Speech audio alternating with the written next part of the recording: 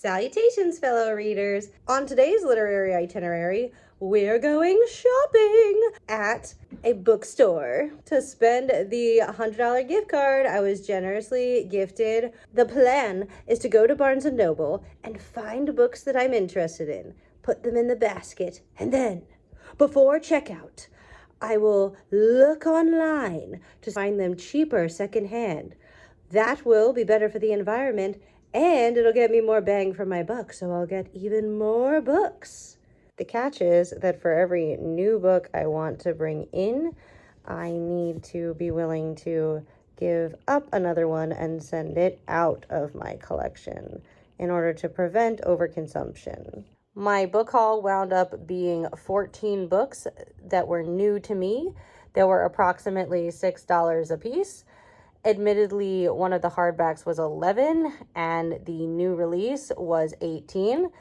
This was an amazing value and use of my gift card. Without you, I might not have stayed in budget. The trickier part was deciding which 14 books I was going to donate. Are you ready? Let's go.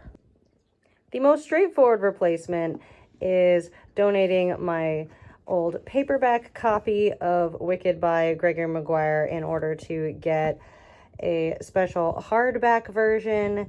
Admittedly, this hardback version does have the sequel Son of a Witch in it, which I would recommend avoiding, but Wicked is a good book for fans of political fantasy. Just keep in mind it's for adults because it has lots of mature content. The reason I wanted this hardback is because I have cute Wicked merchandise, and I thought having a nice version of the book would look good if I chose to make a display on one of my shelves. We'll see if I do that though. I might have to sacrifice one of my other books and face them inward if I want to face this one out with the props. The non-fiction psychology book that's coming in is Dream Dictionary from A to Z. It's part of the Elemental Encyclopedia set of nonfiction books that I really like. It's for dream interpretation. One I'm going to be donating is The Highly Sensitive Person by Elaine Aron. Hopefully somebody will benefit from reading this, though most of the information in it is available for free online, so reading the book isn't necessarily essential. Rise of the Guardians about Jack Frost is one of my favorite animated films, so I made it my mission to read all of the books that William Joyce wrote to inspire that film. Even though the dust jacket on one of the books is torn and the box is a bit beaten up, the books are in great condition, and it was definitely worth spending $6 each to get these secondhand. To justify getting the 5 novels, I am going to be passing on the 5 novels in the Dark is Rising sequence by Susan Cooper, since I have the audiobook if I want to listen to that again. And because I got the 3 books for super young kids, I'm going to be passing on 3 books for young kids that I have that I don't intend to read again.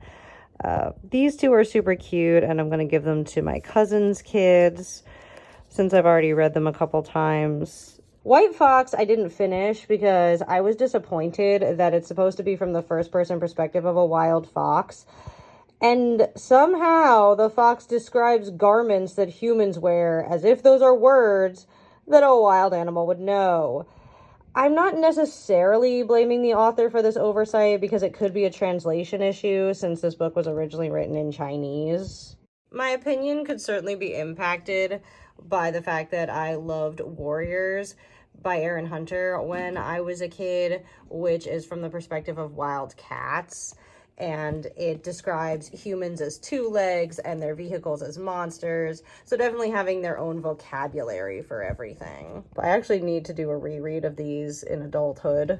I wanted to show you how I painstakingly wrapped fake vines and crystals around my chandelier.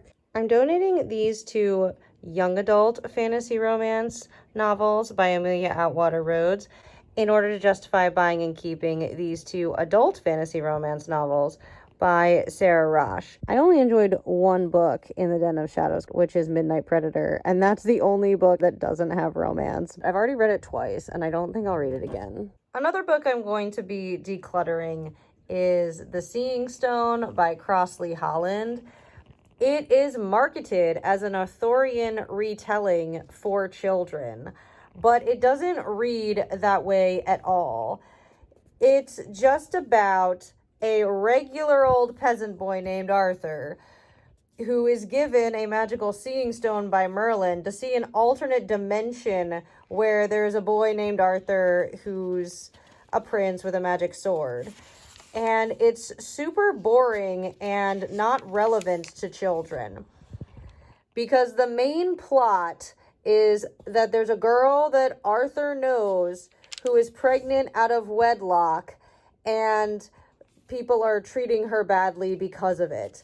It feels like the author just did a lot of research into the time period and wanted to write about what an average peasant's life would have been like. And instead of marketing the book as a historical fiction novel for adults, he decided for children because it would sell better.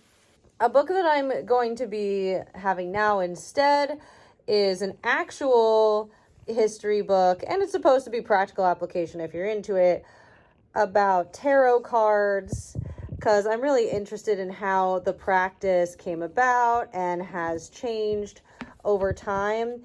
This book also has a lot of really useful seeming graphs inside of it that I want to check out. I'm giving away The Marvelers, hoping someone else will get more out of it than I did.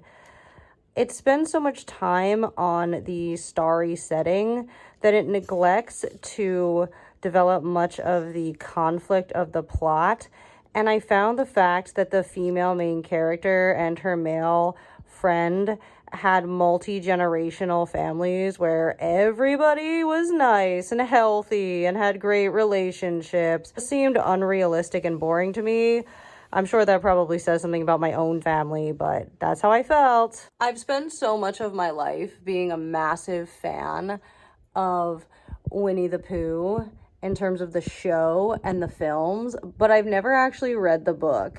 To remedy that, I finally was able to find a hardcover secondhand version of the complete tales with colorful illustrations. Thank you so much for watching. Comment below which of my new books you think that I should read next. Leave the green heart for Wicked, so I know that you watched until the end. Hit the like button if you want me to make more videos like this one. Please consider subscribing because that's the best way to support me. Happy reading!